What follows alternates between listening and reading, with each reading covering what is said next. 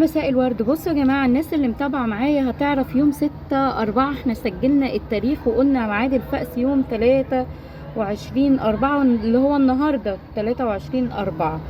في بس حاجه حابه اقولها لكم. بصوا دي ما شاء الله اهو بيحاول يخرج لوحده، انا مش هساعد، انا طالما نقر.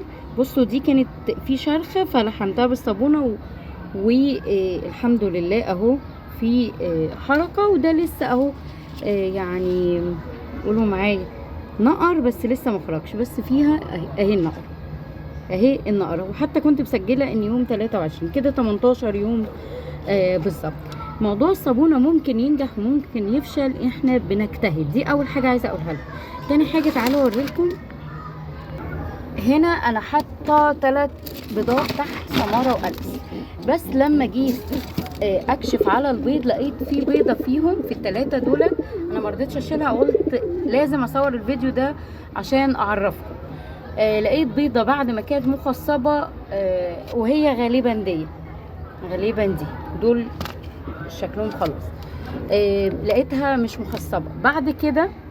يعني معنى كده ان الحضان نفسه مش قادر يحضن 3 بيضات. فلما تجرب وارد ان الحضان بتاعك ما يقدرش يحضن 3، ووارد ان هو يحضن، فانت بتستكشف.